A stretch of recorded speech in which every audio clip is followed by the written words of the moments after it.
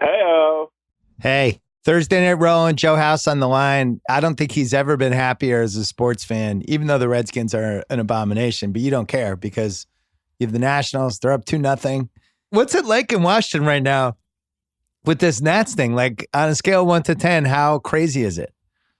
It feels like to me a 9, but that's reflective of the circles that I run in. And, probably reflective of me being an old guy. Like, I'm the demo for this baseball team.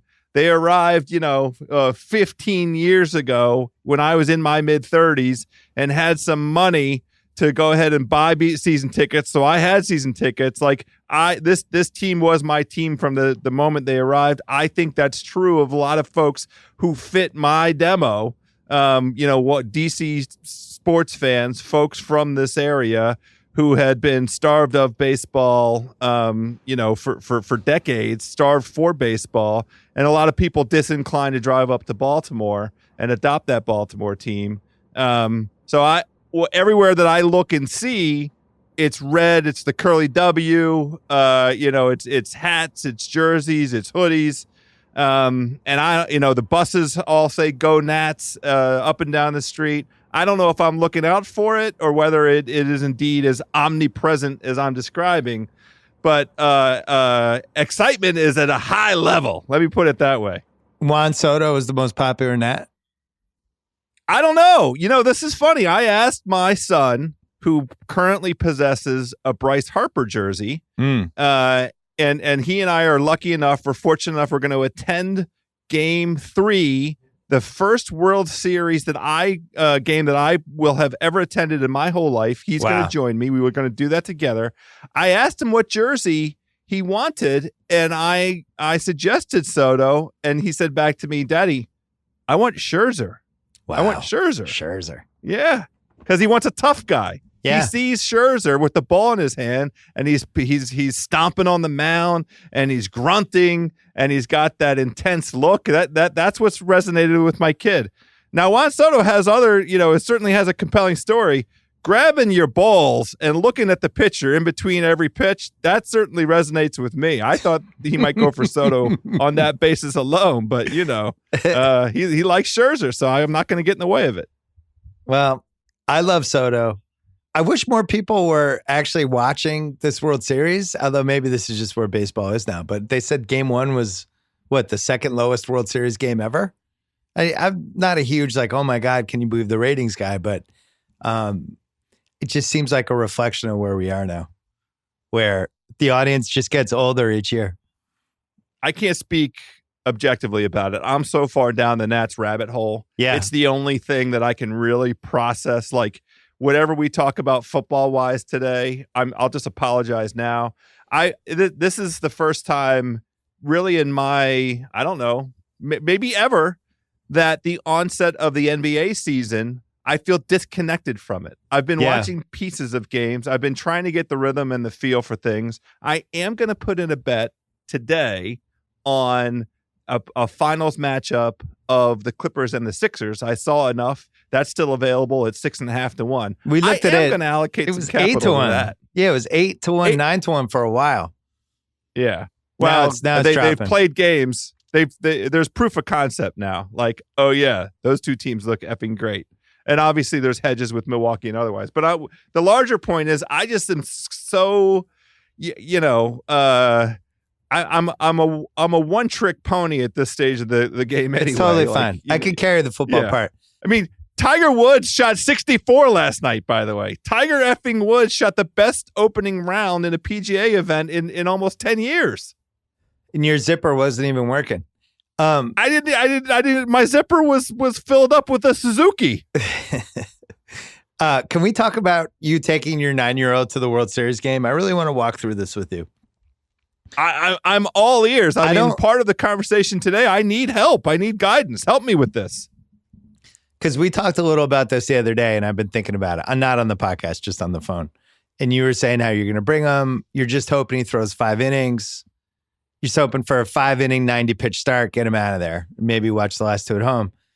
First of all, I think you're underselling your son. He's 9 years old now. I think he can I think he can handle the workload. I don't think you have to worry about load management. I would definitely pick 2 spots during the game to load him up with sugar. So what I was thinking was, so the game starts it'll start what, at 8:15 your time? Yeah, right around 10 minutes after 8. That's exactly right. So I've been to a few World Series games. You know, I don't know if you know this, but the Red Sox have won 4 World Series this century. What's the Red Sox? I don't know 4 times as many as the New York Yankees. I'm just not sure if you knew the numbers. Going to the World Series, 2 things. Everyone's instinct is to go super early, which makes no sense because ultimately it's just a baseball game. And you just want to be there when they start throwing baseballs and people start trying to hit baseballs. You don't need to be there an hour before. It's a madhouse anyway.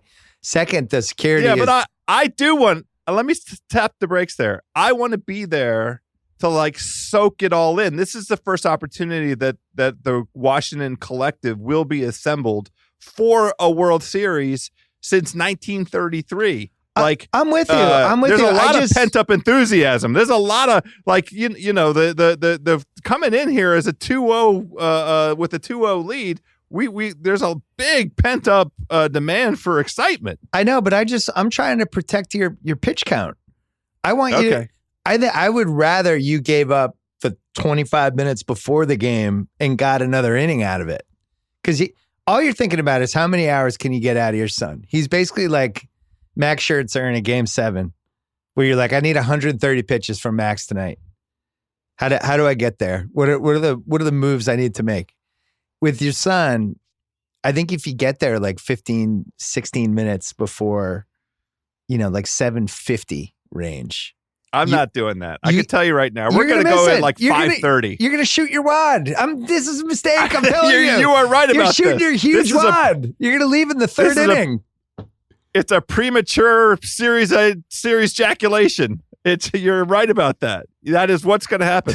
Now, one of the things I will say that in terms of, I wonder if this is going to affect your judgment at all. Yeah. I think I haven't got the tickets yet. I'm still coordinating on that. I believe they're going to be in a portion of the stadium where you are allowed to go inside into a conditioned space. So like if it's cold outside, there will be heat. Yeah. And it's quiet and it doesn't have the crowd noise and the games are on.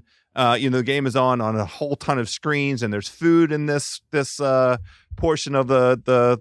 It's like a kind of a club level thing. It's a big open walking area, so I can grab him at various moments and take him in if it feels like our exposure to the elements is too much, or if like the noise or something is getting to him. It's easy for us to go inside and get like a little recharge effort. Does that help any? No, I think you have to have a heart to heart with your son on the way there and just be like, look at this, you little 9-year-old shit. This is my first World Series game ever. You're not ruining this for me. For 9 years, I've done everything you wanted. I went on Disney cruises. I watched 100 terrible different child shows over the years. This is the one thing. You're giving me 5 hours tonight. Be a man. Be a man. That's what you got to do. Well, maybe I even honestly, stick a finger in his face. I don't think that he's going to need that because his excitement level is off the charts already. Like this week, there was a couple of moments of misbehavior. And the very first thing he said to me is, does this get in the way of the World Series? I mean, is the World Series at stake with this? What are we talking? What are we talking for misbehavior? Like a DUI? Like what was going on? I mean, he's 9 years old. He's in his own world. Well, listen, maybe he'll surprise you. I think we should do a Twitter poll. Yeah. How long will House of Sun last at Game 3? I would say the over under is the middle of the 5th, right? Because World Series games, they go slower, they're longer, it's cold. It's probably not starting until like 8:10. And now you're looking at it's 10:10 in the bottom of the 4th, and you have a whole time ahead. He starts to get a little sleepy, and you have a decision at that point. Do I want to buy this kid a 32-ounce Coke and also get some M&Ms to force feed him 2 innings later? My answer would be yes, that's what you want to do, but you might handle it differently.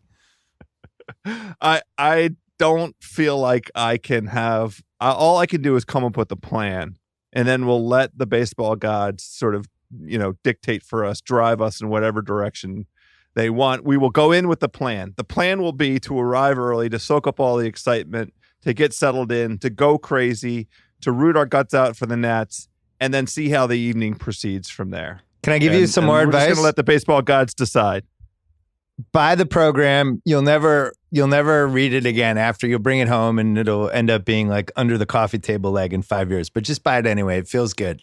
Feels nice to buy the World Series program. In a little sleeve. It can go on the wall. We get who's our frame? Is Framebridge still sponsoring? Framebridge. Us? We'll put it in a Framebridge frame. No, we don't talk about Framebridge anymore. They haven't cared. No, Framebridge does. They're always helpful to us. Yeah.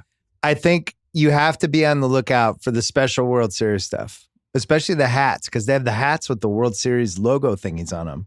I love this. Those are is a great recommendation. Yeah, you want that. You want the special. You want to find the stuff that isn't available at all the different merchandise places. You want to get like the special ones. And the hat, sometimes they have the World Series hats that has the two teams on them. I always thought those were cool too. Because especially if you beat the other team, it's kind of like a trophy head of the other team, right?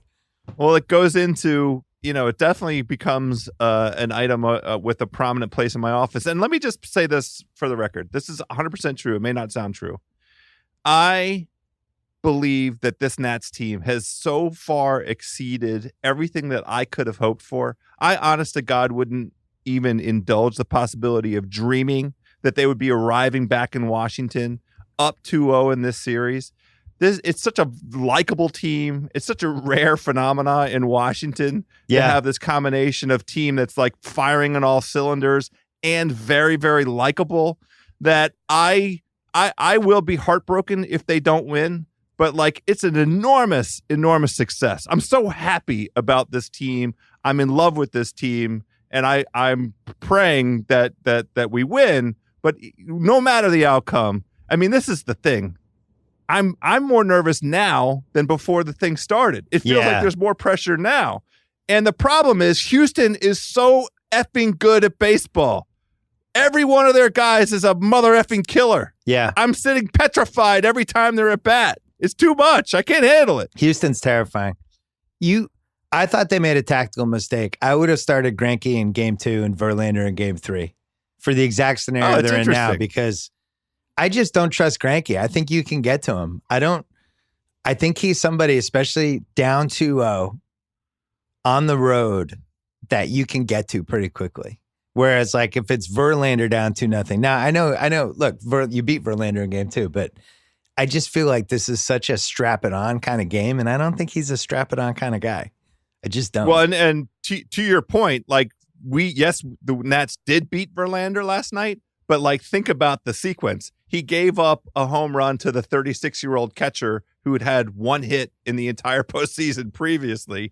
And all that did was make the game 3-2, still super winnable by Houston. Your rally was a total fluke. I mean, none of those hits were even that great. You had a couple walks. A lot of extraordinary things happened to seal that win. I agree. It was just one of those games. But that's the thing is, it was one of those games. You've had a lot of those games, and really, if you do end up winning the World Series, and I'm not going to jinx it for you, I just feel like Dave Roberts becomes your Dave Roberts. I have my Dave Roberts. He has the special place in my heart. And now Dave Roberts will have a special place in your heart. And we'll both love Dave Roberts. Isn't it great? Are we going to send him a ring? I'll send him I'll get a replica ring and send it to him. Absolutely. I'd love to honor Dave Roberts for putting Clayton Kershaw out for another inning. Oh, God bless you, Dave Roberts. Unbelievable. I still can't get over that he did that. I think the Dodgers would have won. If they brought in Maeda, I think they win. They were, that's another team that scared the daylights out of me. I mean, it required a certain combination of clutch play by the Nats and, buffoonery by the Dodgers to make that happen. Well, so with the Astros, it's funny. You're going against them now, and you know the feeling of going against that team. If I had to power rank the guys I'm the most afraid of, Springer is just absolutely petrifying. If people would say Altuve should be first in this conversation, I just no way. I just assume No Springer's. chance. I assume Springer's going to hit a home run every time he's up, and if you get him out, it feels like exciting. Altuve and Springer are in completely different. They're playing a different game as far as like my level of concern about these guys. Yeah. Springer is absolutely the Mount Rushmore. It's a Mount Rushmore of one. Although, well, go ahead. I'll let you do the list, and then I'll think share some other thoughts. He's one of those guys in big games who just seems like he rises to the occasion. I don't know what his basketball. And look, the nerds could throw all the numbers at me. I don't really care. I just know how I feel when I'm watching a baseball game, and that guy just seems like the most competitive, locked-in dude of anybody. I don't know what his basketball equivalent would be, but like, who is it? Like Kawhi? Is he Ray Allen? Or is he better than Ray Allen? I think he's better than Ray Allen. I almost think it's like Kawhi or somebody like that, even though he's not the best player in the league like Kawhi. But how Kawhi in a playoff game hits that point where you're just like, I'm just terrified of this guy. Springer's like that to me, and his bench celebrations, he just seems like the greatest teammate. I'm so afraid of him. Altuve's 1B. He comes up. He's like Kevin Hart size. It just seems like it would be so easy to get him out. You can't throw a strike because the strike zone is like 5 inches for him. And then you make a mistake and he just uncorks it, and he's like becomes superhuman. I've never seen anything like him either. And then I would put Bregman third, but distant third. Yeah. So Bregman is very concerning to me. I don't want to participate in this ranking because I feel like it's going to come back down on you. That's fair. I say maybe used against me in a court of law. Very fair. But Bregman makes me nervous. Altuve also makes me nervous, a different kind of nervous, and that's all I'll say. I mean, we're listing basically all the best Astros, but they all scare me. Correa scares me. The first baseman Yuri Gurriel scares me. Those guys don't scare me as much. Brantley scares me. Brantley looks like a murderer every time he's up there. You can pitch to Gurriel. Gurriel was on my fantasy team and was like smoking hot. Oh, I'm looking at their team. The other guy that scares me, and it's so weird because it's not backed up by anything. This type of player scares me. Is Josh Reddick, because I just think in October, those lefty outfielders / first base guys who could go 1 for 24, but then have the biggest hit of the game. I hate those guys. Like Brett Gardner's another one. He's one of those guys. I hate those like lefties who you feel like you should be getting out, but the pitcher kind of relaxes a little bit.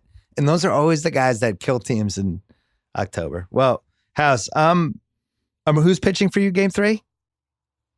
Anibal Sanchez. Oh, man. God, he was such a stiff in the American League. How do these guys turn it around in the National League like this? National League spends more money than the American League. It should be like a harder league to be in. Well, I don't know. It runs both ways. Garrett Cole started off as a Pirate and found his true calling with the Astros. Then he became Nolan Ryan. Well, I mean, there could be some comparisons, right? We'll talk basketball and football a little bit. Good luck, House. I'm going to put a Twitter poll. We'll see. I have middle of the 5th for your kid. We'll see. We'll take one break, though. And now it's time for the State Farm Safe Bet of the Week. We're going to go with a player you can count on. Just like football, life can be unpredictable. That's why State Farm agents are there to help. With over 19,000 agents, a local State Farm agent could be just around the block.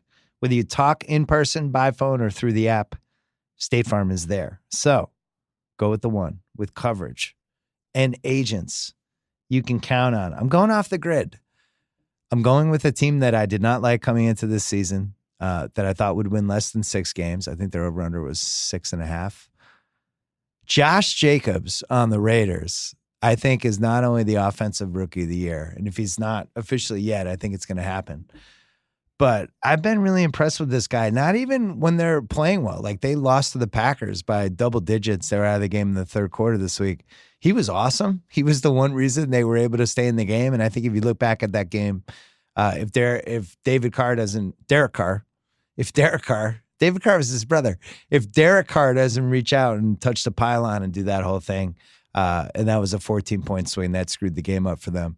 But I thought Josh Jacobs was outstanding. And you look at his stats right now, he is on pace for something like 1,300, 1,400 yards. He's been 20 plus carries and over 110 yards last 2 games. And when you watch him, he's just one of those dudes that he's always falling forward. He's always getting 5 yards when it should have been 3. He's always getting 7 when it should have been 4. He has the ability to break plays. And I'm looking at them this week as they're going into Houston, a team that I am not especially impressed by. Houston right now, they're 14th in DVOA. They're 3-3. Oakland's 20th in DVOA. They're 3-3.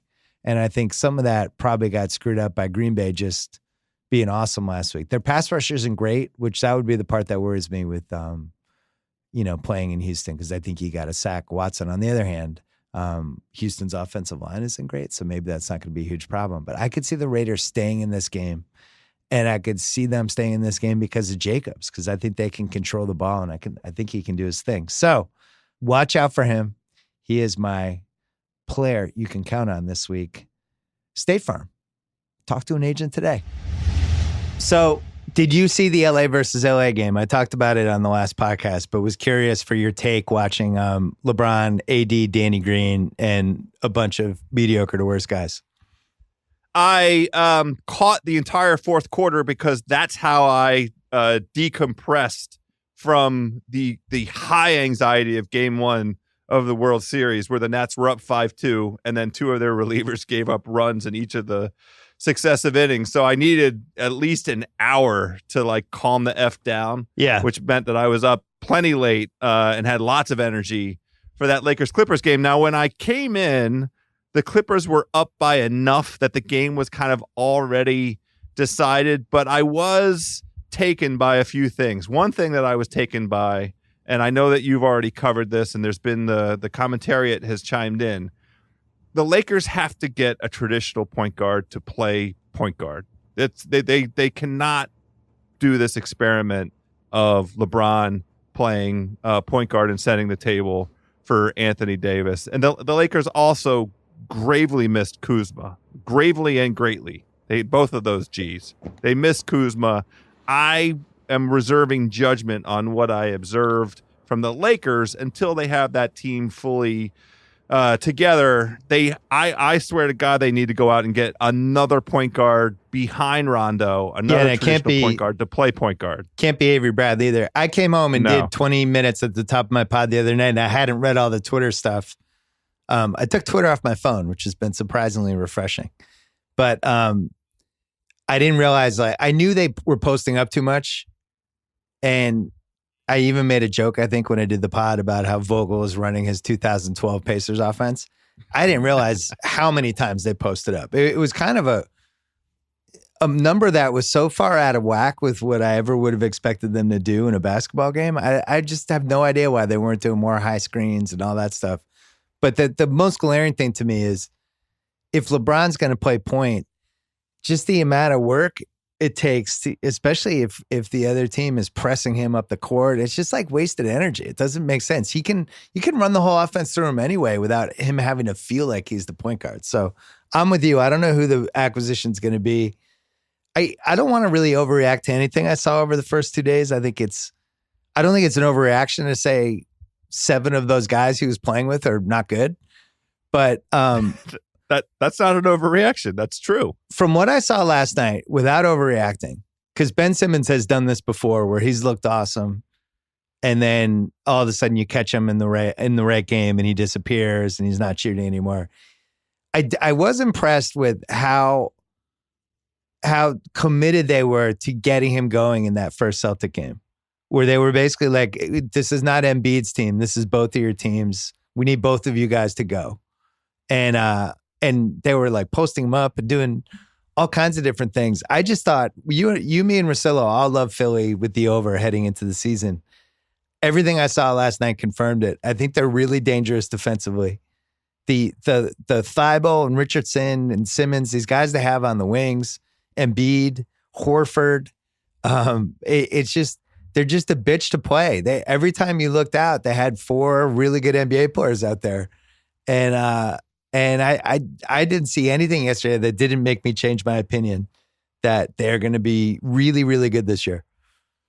this is a terrific segue into the point that I wanted to make. I wanted to also heap some praise on the Clippers and what you just described in terms of what the eye test produced watching the Sixers. We had kind of a sense going in. We had a thesis about how the Sixers are going to work. To me, it was confirmed. They are a mature team. They are a super athletic team. They are a team that is going to win a huge number of games by way of defense. Like last year, we did this thing about, bet the over relentlessly, pound the over at the beginning of the season because the over-unders are still getting sorted out. I'm going to pound the under on Sixers games until, further notice, because they are so, like, the Celtics could not do anything. Now, Kemba had a bad night shooting. Tatum had a bad night shooting. Yeah, but here's the thing with the Kemba, though. The reason he had a bad night shooting was because the Sixers are just really long. Crazy long. He was 4 for 18. He didn't shoot well. He missed some open shots. The Celtics missed a ton of free throws. The Celtics did not play well in that game. But yeah, I was really dubious of their ability to stop other teams' point guards. And, especially a team with size like that, you'd figure out, well, the one problem is going to be this. But the length is a problem. Kemba was open, and then now you have like a 6'8" guy closing out on him. And it confirmed what we thought. And I still feel like they're a guy short. I think they have a trade to make. I'd like to see them get some sort of borderline heat check guy off the bench so Thibault could play more and stuff like that. But same thing with the Clippers, though. Right. Where we talked about the eye test. Like, man, when Paul George comes back with the guys that we saw in that game, and you just give Paul George, you give Patterson's minutes and some other people's minutes to Paul George, that team's going to be a bitch. I wanted to ask your opinion of this. I immediately, upon the end of that game, went online to see if I could get odds for Kawhi as MVP. And I know all the arguments against Kawhi winning the MVP, load management. It doesn't really make sense for the Clippers to go balls to the wall and win 65 games this season. And, a lot of stuff. They're built for the playoffs. They're built for success in the postseason. But what if, and based on what I saw, there's no reason this can't be the case. They are so deep. What if they just go kick everybody's ass because they have so many interchangeable parts? Speaking of a mature team, an athletic team, a team that with a defensive concept that is going to be, relentless. They just might go win 60-some games without even trying. And if Kawhi, with Paul George's addition, is able to play in most of the games, I mean, if he's still he was in double digits as an MVP candidate before the season started. If he's still in there, I might put a little sprinkle on Kawhi. What do you think about this? I agree. I thought it during the game, actually, because I was thinking about the stuff that is in play for him potentially this season. And it's not just being the first guy to be the best guy on 3 different finals teams, right? Although arguably he wasn't the best guy in 2014, but whatever. A signature guy on 3 different finals teams is pretty rare. But the one thing he hasn't done is win the MVP yet. He came close in the Harden Westbrook season, but it didn't happen. And then last year he didn't play enough games. It seemed like they were very committed to a substitution schedule with him, where he came out at specific points and it was prearranged, and then he went back at specific points. And, it seems like they probably want him playing, I forget how many he ended up with, but 34 to 35 against the good teams. Maybe that lessens a little bit. The Mo Harkless thing is a big thing for them. If he plays like he did opening night, that'll be able to, he'll be able to take some defensive load off him too, I think, in some of these lesser games. So I'm with you. The guy that jumped out to me last night, and his odds were suspiciously a little bit low anyway, but not low enough to still jump on. But Luka made a jump. He just looks like he looks like he's in better shape. There was some of it in the preseason, but it was confirmed last night. Just looks he's at another level. And if that team wins 48, it's in play. I didn't have the heart to do it because it's the first game of the season. I'm all the way committed to the local baseball team. But before we start getting super excited about Luka and his performance against the Washington Wizards, let's just tap the brakes. The Wizards have 1.5 legitimate NBA players. I'm with you. 1.5. I just like that he's I'm not ready shape. to crown his ass. I like that he's in shape, from what I could tell, and I think his team is a lot better and fits him better. More importantly, like he's surrounded by shooters now. So the other thing is he's just kind of a sneaky rebounder. Like he had 9 in the first game, but if you look back last year, I think he averaged 7 a game, and he does have the possibility. Let me just lay out the Luka campaign for you. If he's like 28, 7 and 7 on a Dallas team that wins 48, it's in play. I don't think he'll win it, but I think for what his odds are, he seems to be the only value. The only other one I would say is Simmons, but I wouldn't advise that one. If you're just looking at long shot guys. I have one question for you. I want to stir up some shit. Yeah. The Celtics aren't going to make the playoffs? As you sat there. No. This isn't directed at you. People are going to get mad because we're already notorious Laker haters. You sitting there, you're watching that game. Did it cross your mind at all in any way, shape, or form that Anthony Davis might not stay in LA next year? Is there any possibility? No. Was there any sequence of events under which AD playing with this team, sees the load, sees the direction, like that Lakers team, how much better are they going to be? How much better can they be from this season to next season?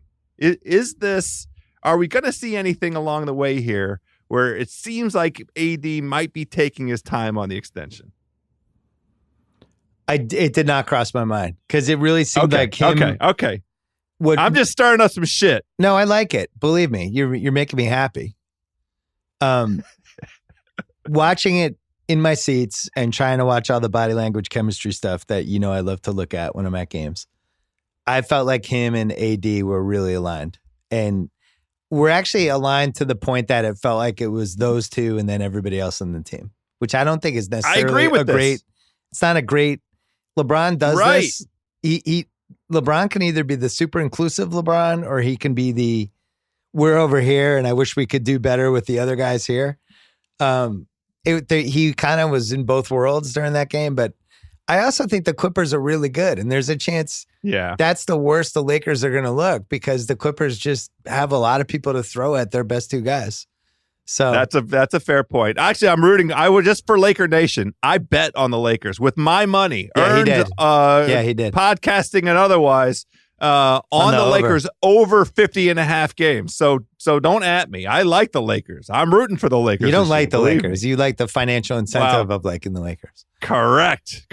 The other thing I noticed last night, and it's game one, whatever. But OKC, I think we undervalued when we did the over-under pod. At least 2 of us did. Maybe one of us went over. I don't remember. I know I went under. I took the over. Yeah. I'm pretty sure I took the over. I think if we did that over-under again, it should be in the 38-39 range. They have a lot of really good basketball players. They're professional. That's a professional basketball team. Shai Gilgeous-Alexander looked awesome last night. And my biggest hesitation with them was that him and Chris Paul just made no sense together and wouldn't be able to play together. And actually, they made a lot of sense together because they're both really smart. Shai played off the ball way more than I thought. Chris Paul's used to playing off the ball from being with Harden for 2 years. And I like the vibe between the two of them. Defensively, they were better than I expected. They still have Adams. They had Gallinari. But it just seemed like a professional basketball team to me. They went to Utah. They almost beat them. They were in that game basically the whole way, and Mitchell made a couple shots and they won. But they held Conley. I think he was 1 for 16. He was terrible. And I just think we're going to hear from them. I had in my head the Kings as a fringe playoff team. And now if I had to do that over again, not just because the Kings lost last night, I didn't love what I just saw in general from the roster stuff and the stuff Luke Walton was doing last night. I would switch those two if I could do it again. I will say, to our credit, we all took the over on Oklahoma City at 32. Oh, we all went over. Oh, good. I forgot. We all went over. Okay. Yeah, I pulled it up. You have a pretty firmly held conviction that Chris Paul is going to stay with OKC this year, and if that happens, then it's a great. There's a lot of value there. Yeah, you're right. That's why I went over, because I didn't think they're going to be able to trade him. Now, it was interesting watching him last night because he looked good last night. Maybe they will be able to trade him. Well, how about this? There's no way this can happen, but the team that, just for the richness of the narrative and what I like about how open the season feels, Milwaukee? I'd love to see him on the Lakers. I'd love to see him playing with LeBron and AD. I don't think it can't happen. The money can't happen. It's not possible. Milwaukee the money can't happen. Milwaukee can happen. Yeah. But, well, that's a game changer for Milwaukee, for Milwaukee. The funny thing about OKC, they're a guy short. And the reason they're a guy short is because they traded Jeremy Grant for salary cap relief. Ferguson played 24 minutes and went 0 for 0 from field goals, -9. And Schroeder had to play 31 minutes. He was 1 for 8. So, ouch. So if you just gave Grant like 30 of those minutes, I think they actually probably would have beaten Utah. But the thing is, they have 100 picks. So actually, I was thinking watching them last night, like they actually might be a playoff team if they made a trade. I don't know if they would give away one of those dumb firsts they have, not the good ones, but like the lesser ones. But so I noticed that.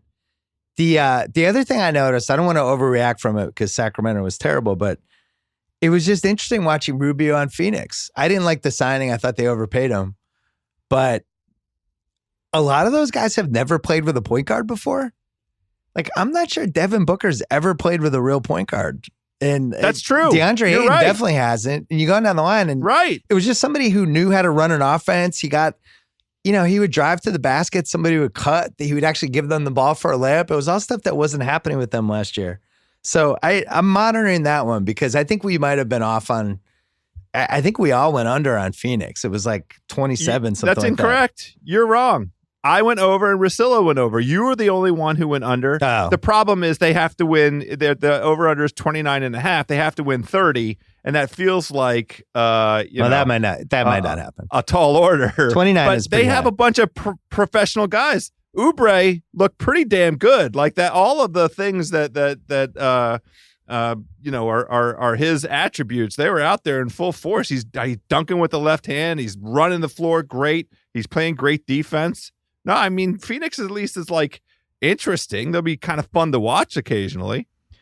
Rubio, hey, I love Rubio. If you go back to my 2009 draft diary, when I'm just having a heart attack, that David Chang passed Rubio and Curry with those 2 picks. I was actually more upset about Rubio. I loved Rubio and Curry. I was mad that everybody was passing on those guys. I thought Rubio was really going to be special. And Kobe went into his knee and he tore his knee and ended up on a couple weird teams, and it never just totally happened. So who knows with him? All right, we got to do some football. Sure. Even though you've already admitted you don't care. Well, I mean, I care because I've been on a horrendous. This is what happens in life if you don't really dedicate yourself to your betting craft. Yeah, it goes bad. Two disastrous weekends, and I didn't even like bet money. I think I only bet a little bit 2 weeks ago, but I've been traveling and like trying to do stuff on the fly. You can't research the NFL on the fly. You have to sit down you for go back hours and think it through. My book tour in 2009, I think I was doing well. Yes. I went on that book tour. I think I went like 6 for 40 the next 3 weeks. It completely fell apart. It's hard. I've had people get injured. You don't know. 4 and 11. Yeah, it's I tough. know. Oh, I forgot to mention one NBA thing. Whiteside had a big game last night, and I actually think that's a bad thing for Portland. I think the worst thing that could happen for him is him getting good stats, because that will make them think, oh, well, maybe Whiteside, and you're just not. It's not happening with that guy. So the worst thing is him thinking. Yeah, forget about them. It's him. You need him. Whiteside's him hungry and him with his head on right. Whiteside's like, forget about the big 2. It's a big 3. Really, no, it's actually not. It's still a big 2. You're over here. Just grab some rebounds for us. All right, football.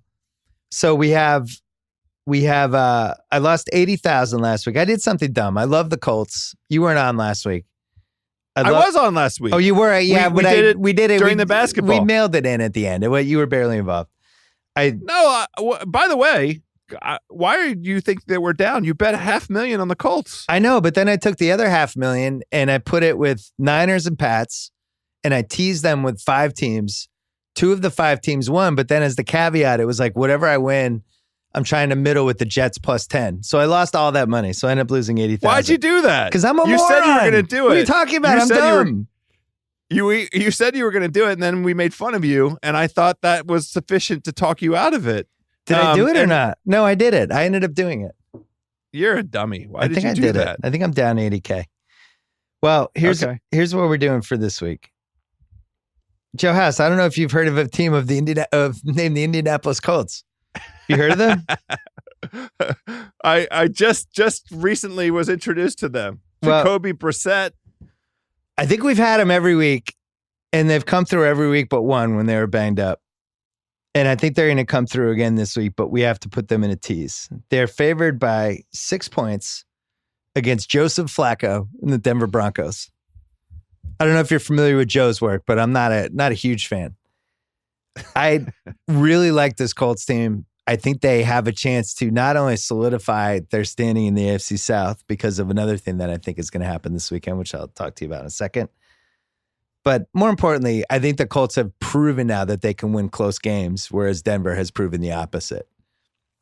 If it's a field goal game, they'll do something dumb in the last 5 minutes. Maybe it's not that close. I'm putting them in a tease. All right, so who are we teasing them with? Teasing them from -6 to even. The Detroit Lions. I'm always hesitant to trust Matt Patricia. I think with reason, right? Well, he really, really effed us hard in a soft spot last week. I mean, Detroit had 10 million ways to cover that tease up to 11.5. Yeah, they just were insistent on not covering that. Even like missing a 2-point, like the whole thing. I actually still think they're pretty good. I don't think they're great, but I think they're pretty good. The advanced metrics, they're 13th in DVOA right now. They're playing the Giants. The Giants are 27th in DVOA.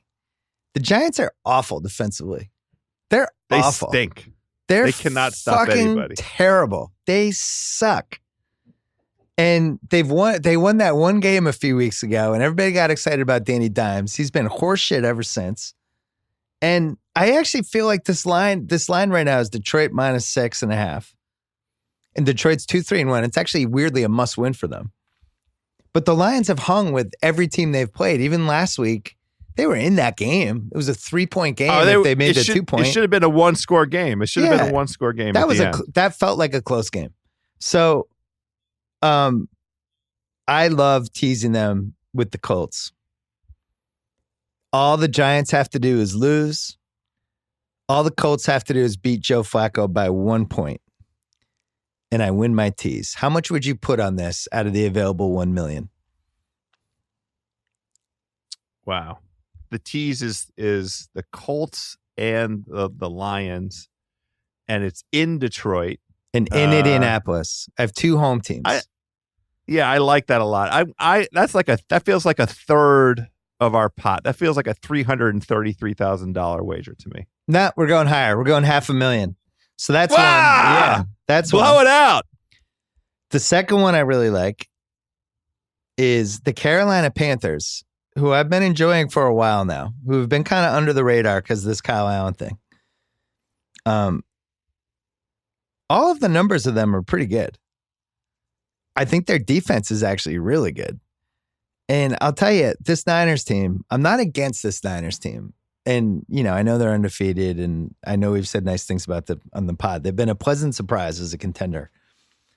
There's some things I'm not crazy about with them. I don't really like their receivers.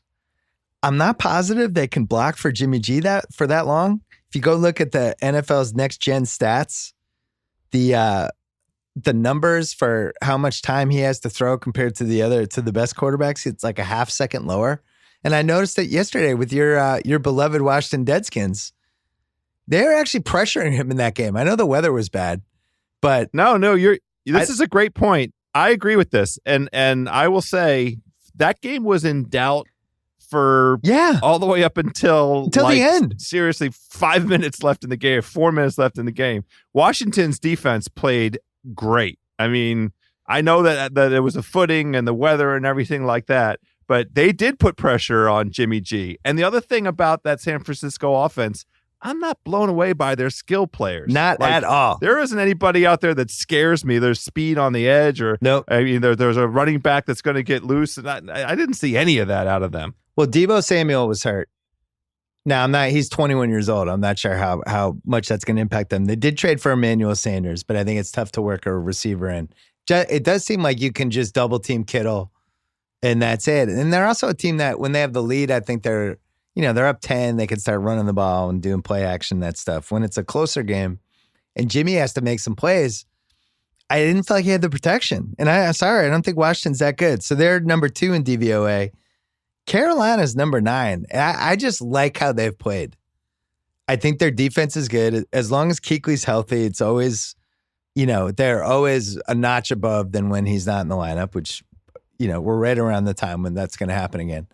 But they have receivers that can make plays, and McCaffrey's fucking awesome. And I was really surprised by this line. The more I thought about it and looked at it, the Niners are favored by 5.5. And I think the line should be 4. I don't think there's much separation between those two teams. So what do you think? I was thinking 250 on the Panthers plus 5.5. The Panthers plus 5.5. Wait, the Panthers. Oh, yeah. Oh, just you're not going to, there's no tease to this. No. This is just the Panthers. Yep. Yeah, that's fine. I support that. That's a fine way to play it. Yeah. This feels like a field goal game. I wouldn't be surprised if the Niners win again. Shanahan's smart. They're good. If Garoppolo doesn't commit mistakes. Carolina's been on, speaking of committing mistakes, they're so impressive in terms of not beating themselves. That's the thing with this run where they made poor Cam irrelevant. But they don't beat themselves, this Panthers team. Yeah, I'm looking at right now the Panthers are 4-2 in a conference where 10 wins is going to have to make the playoffs, unfortunately. But they lost their first 2. They beat the Cardinals by 18, which is slightly more impressive now because the Cardinals have been hanging around. Beat the Texans by 6, beat the Jags by 7, and beat the Bucks by 11. This would be their best win.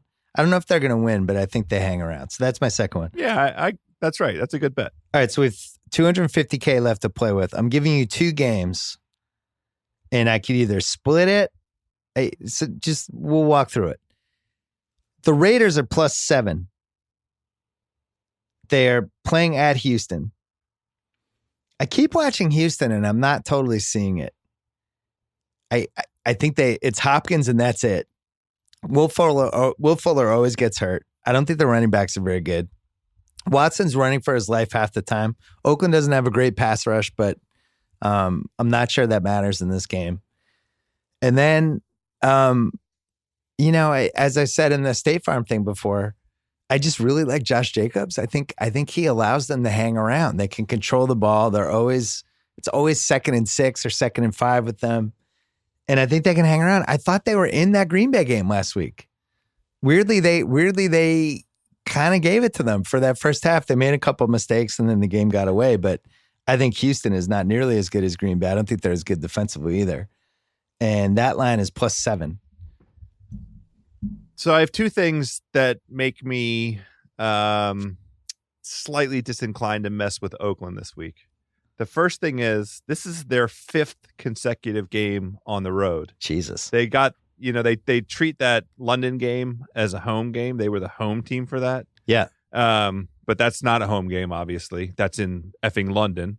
So I just don't, it feels unprecedented to me, honestly.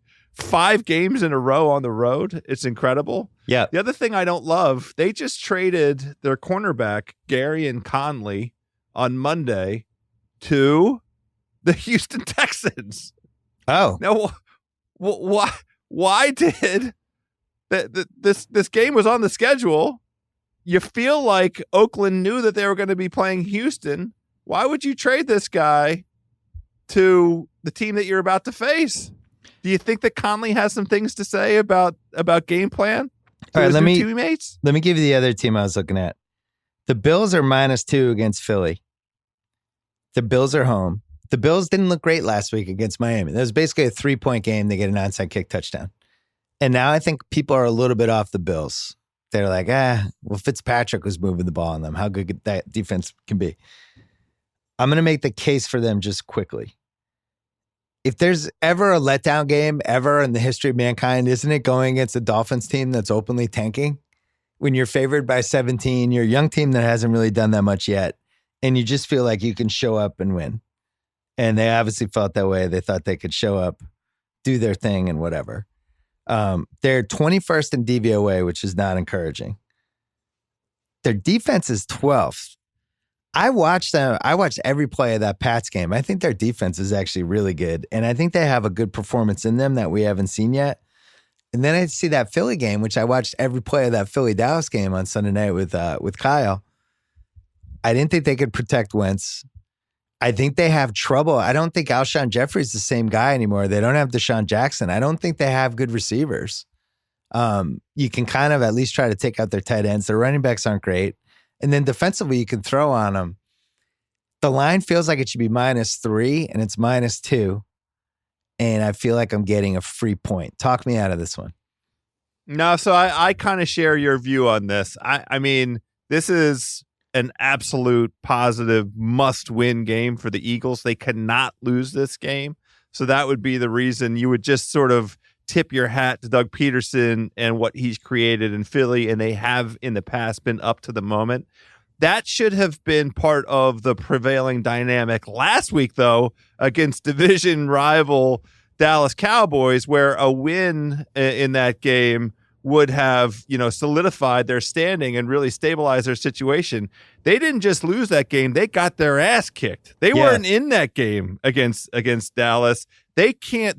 There's something going on with their secondary. Like there's too much pressure on their secondary. They're not getting any pressure at all up front. Did Fletcher Cox finally get a quarterback? Did he touch a quarterback finally? I don't think he did. But they can't put any pressure, and it's just too much pressure on the secondary. Also, the Eagles' offense has not hit 300 yards twice in the last 3 games. They haven't generated 300 yards of offense in 2 of their last 3. I don't like the idea of them generating 300 yards against Buffalo in Buffalo. I'm kind of liking this Buffalo game. Okay. So we'll put 200 on that. And then for the last one, I wanted to do a crazy parlay. I love crazy parlays. As a winner of a 6-way parlay this year. Colts and Lions just to win. Raiders +250. Panthers +210. 19-1 odds. I don't like the Raiders. You don't like the Raiders? I don't think they're going to beat Houston. So you lose that parlay. So you're saying Lions, Colts, Panthers to win +210, +477 is that parlay? I kind of like that. That one I like better. Okay. Because the Panthers, this is kind of a statement game for them. Like, we're going to see what class they belong to. San Francisco has demonstrated their kind of class. They're in that upper tier. We still, for the reason you went through all of their wins, some good wins in there, but no like real statement game. This is a statement game win for them. That's worth the juice. That's worth, nearly 5-1 return. Because we feel pretty comfortable about the other two, which means one of those two is going to fuck us. But I think both of those are well founded. Last one, Panthers, Raiders, and Dolphins all to win 77-1. That's worth $50. I'm going to put 10K on that. Yeah. Because the Dolphins are in Pittsburgh, and I actually think they could beat Pittsburgh. They're 14-point underdogs. They are 6-1 to win. It's not inconceivable, right? Would you be blown away if like Mason Rudolph lost to Miami? I wouldn't.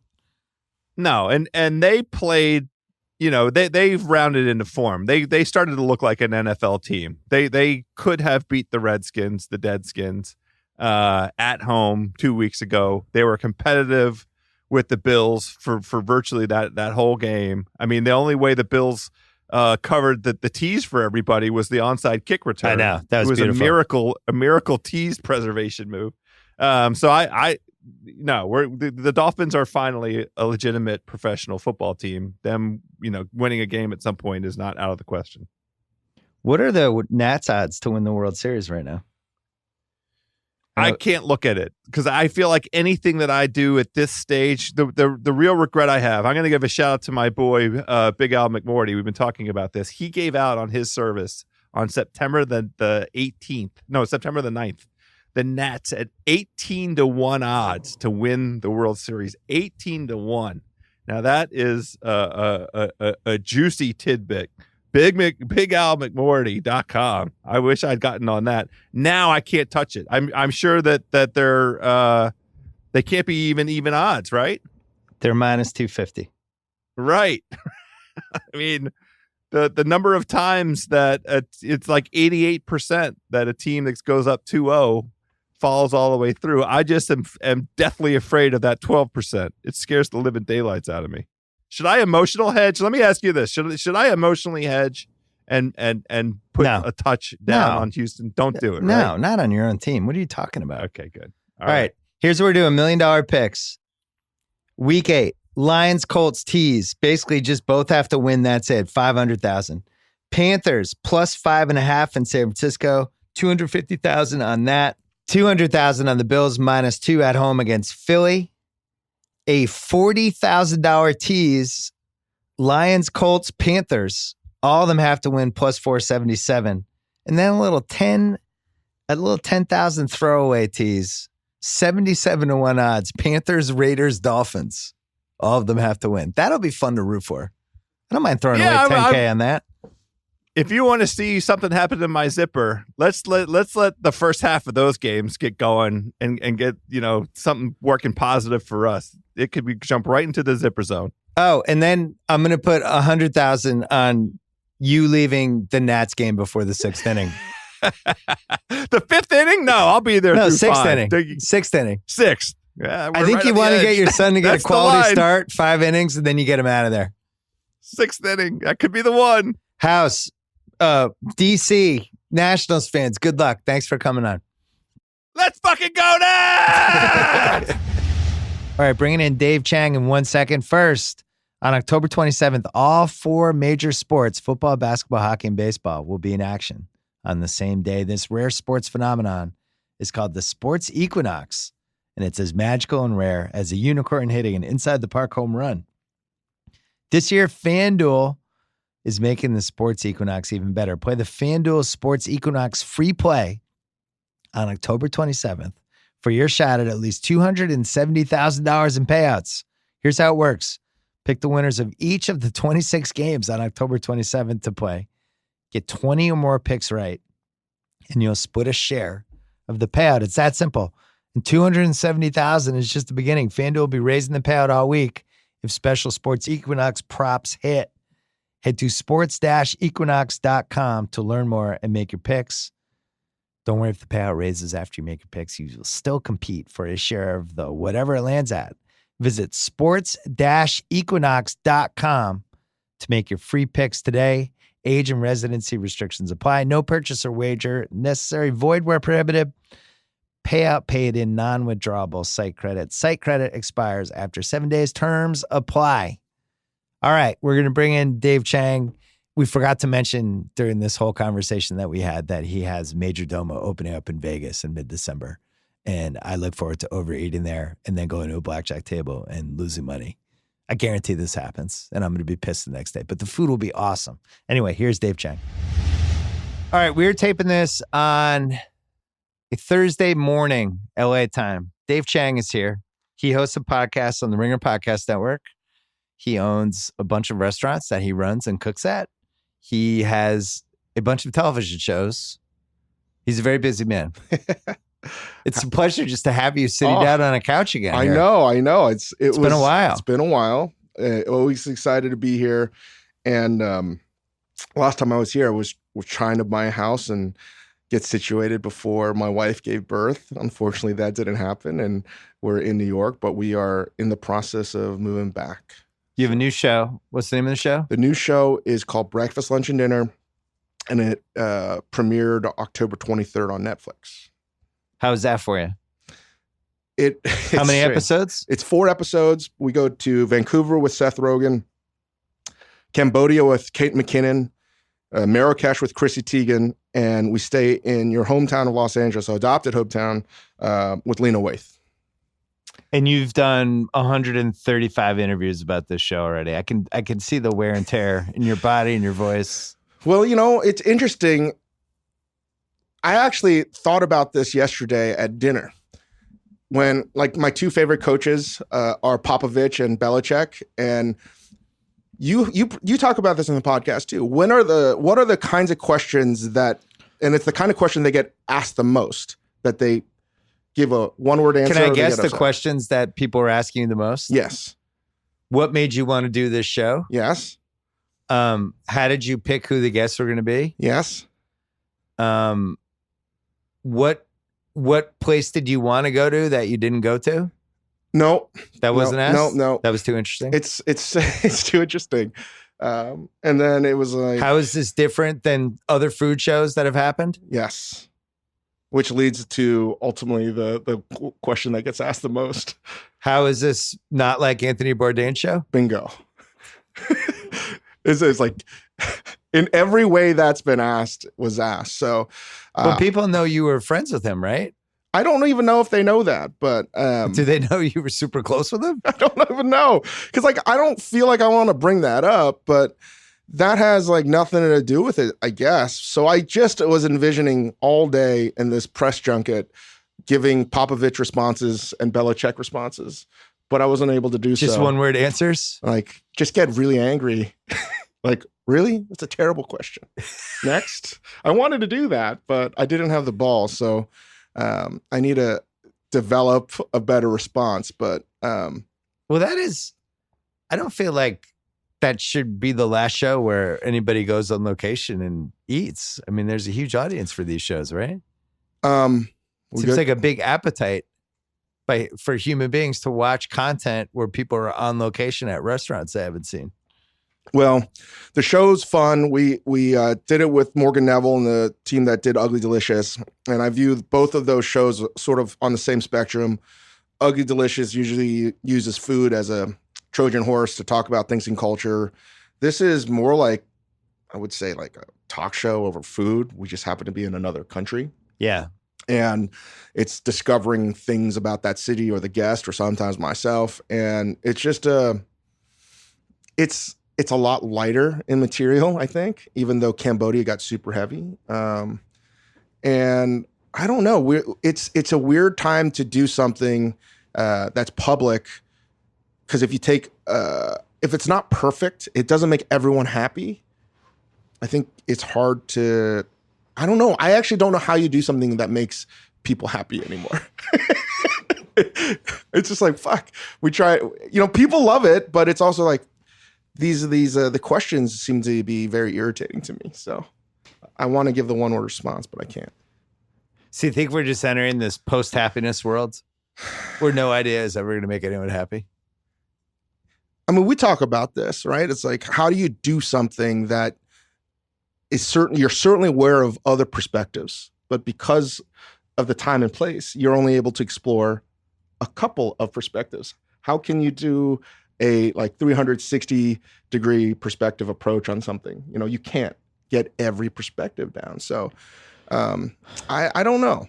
I think you and I are wired very similar to that. We'll just try something and figure out if it works later, but we want to keep moving and trying stuff. But I think I'm working on something right now that I haven't announced it that I'm like really excited about. And the rush of like, yeah, this is going to be cool potentially.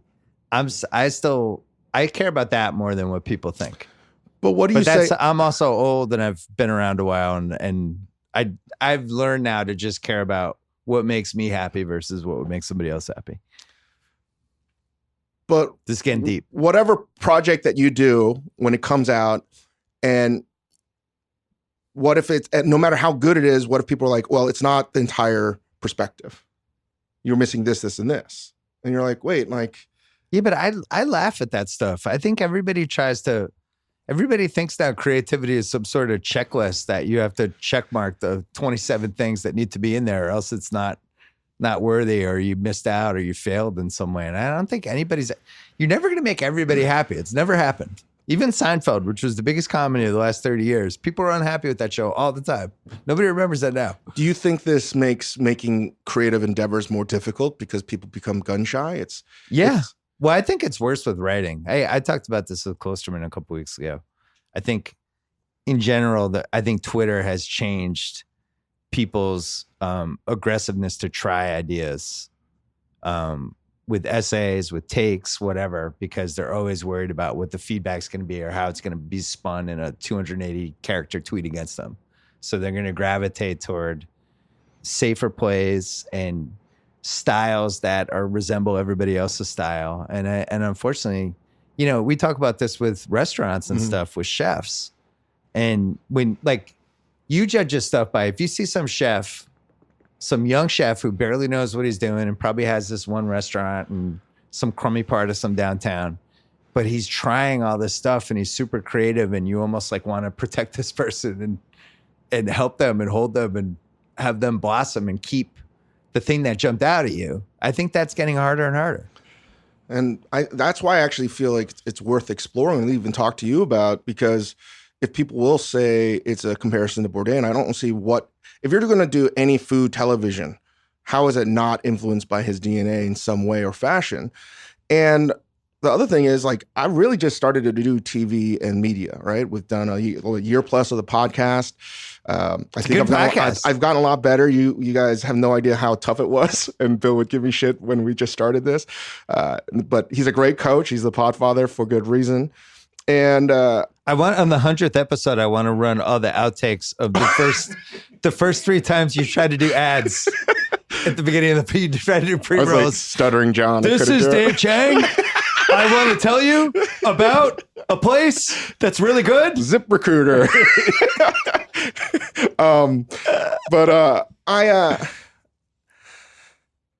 Like, you're right. Like, we need to be, it's funny. It's because, like, I'm talking about myself here, but how do we find a way to be a little bit, like, more nurturing? As you said, you want to try to do something and, like, just keep on moving it forward. And maybe we have this problem with the younger generation because they're so gun shy of trying something because they get beaten down so badly about something. So immediately. Yeah. And I look at Tony, for instance, if you look at his first book, Kitchen Confidential, as awesome as it is, it's pretty raw. And he changed a lot. If you look at his Cook's Tour, his first show he did on the Food Network, I mean, all you have to do is go to his first season of Cambodia, and you're basically seeing a kitchen bro, someone that's never traveled the world. And, he's basically like a unsophisticated cultural person that knows a lot about America, but not outside it. And then you go to Parts Unknown or some No Reservation stuff that he did before Parts Unknown, and you could see the growth. And now we're celebrating Tony as this finished product. Rest in peace. But he went through like a 20-year journey of getting there. I think that's what we need to be supporting, is like trusting the process and not like saying, this isn't perfect right now. That's the problem. And I think this is like a millennial thing too, Well, because I mean, sports is like this too now. I'm sure I'm guilty of it when I talk about different teams or players or something, where everything is about what's your reaction right now. You just saw something. What does this mean? What does it happen? Let's talk about it. And I think when you put a show in the world, I'm not even talking about your show, just any show. It's I always look at the marathon, not a sprint thing. I always assume the first episode of a show is probably going to be one of the worst episodes. Even a show like Succession, which we stuck with at The Ringer. The first 3 episodes, a lot of people didn't like, but there was enough there. It was like, hey, I got to stay with this. I don't know where this is going. And then as they got going and it got better and better, the actors got better. And I do think people forget sometimes that things take time. And again, not talking about your show, but you're right. Bourdain had a 20-year arc, and I think people remember the last 4 or 5 years the most. Like the statesman almost, right? Yeah. And I hope to grow as a person. I hope to get better, and that's all I can do. But I'm proud of what we've done. I think it's a great show. I know it's getting great feedback and people are watching it. But at the end of the day, I'm super critical of myself, and I want to please everyone and everything, which is an impossibility. So there's another piece to this, though. I think people just really miss Bourdain.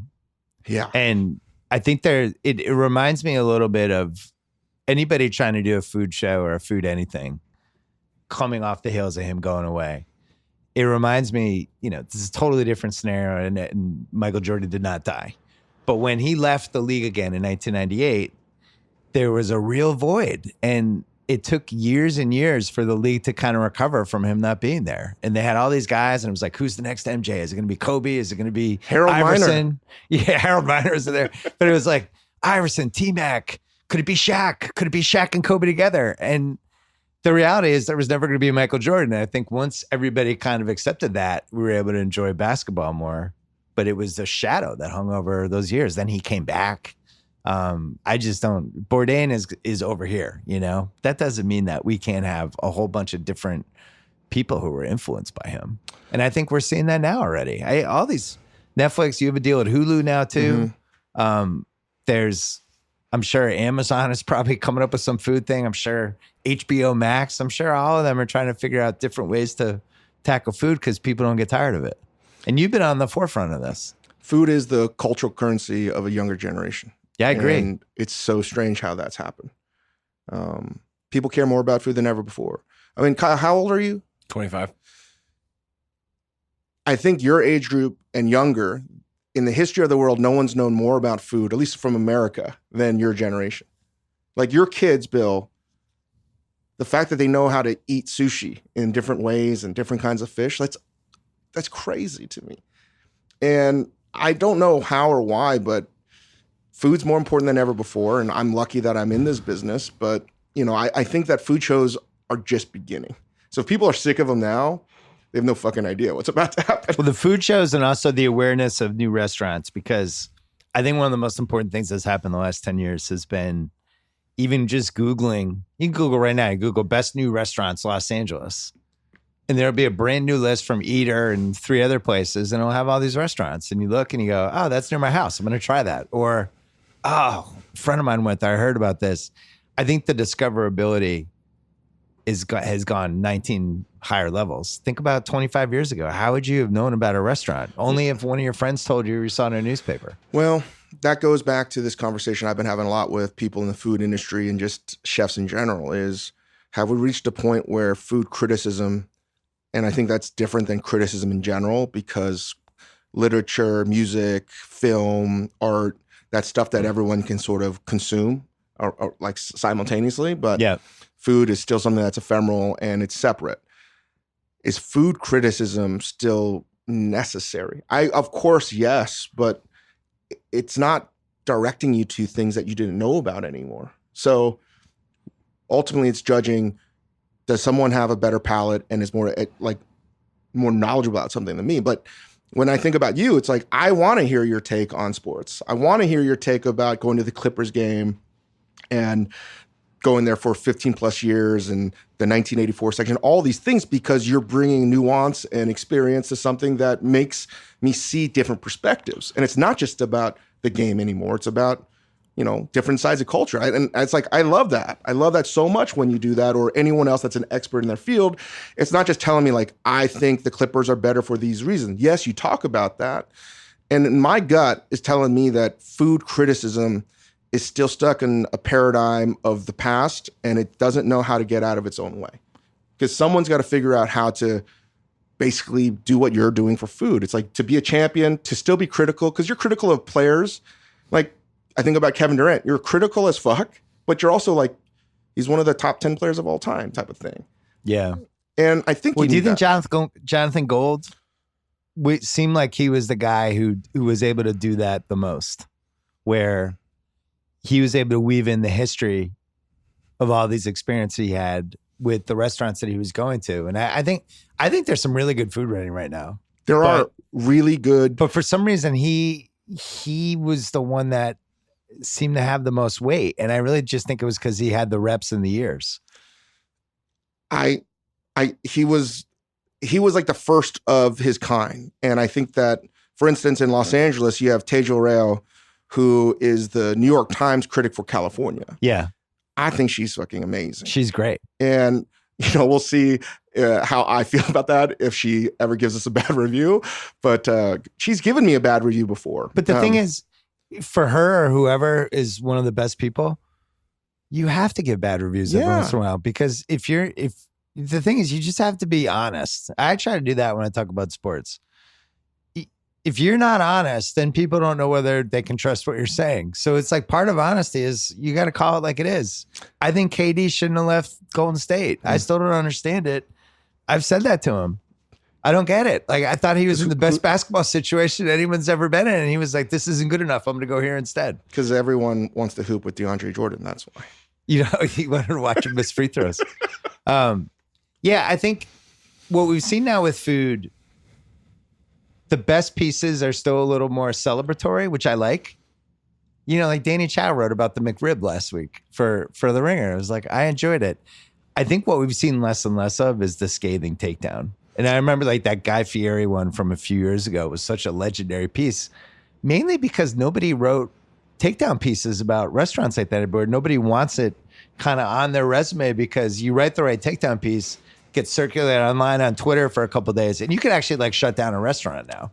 If it's still, harsh you enough. can still, like, a New York Times critic could make or break you for sure, and less so now. And I wonder how relevant that is. But again, going back to Tejal, I'm not trying to blow smoke up her ass, but she did a review, and it's tough because she reviewed the three Michelin star restaurants in Napa Valley. You have, oh my God, French Laundry, Single Thread Inn, and Meadowwood, all from people that are close, my friends.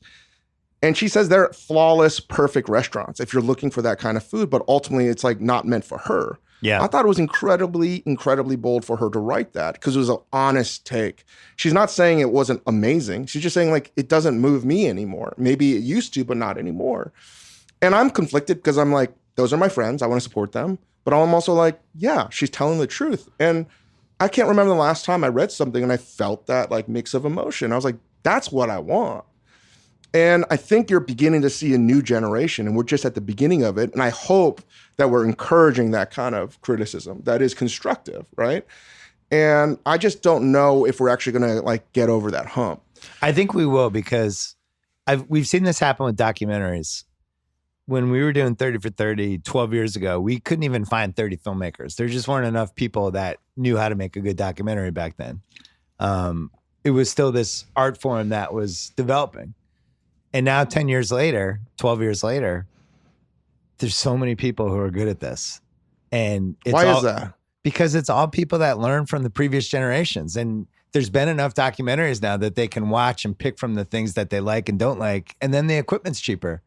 25, 30 years ago, Steve James is doing Hoop Dreams and they're lugging around these cameras and it's so much harder to edit. Now it's like, anybody can make a documentary with equipment that's less than $4,000, and the experimentation. I see it with my kids.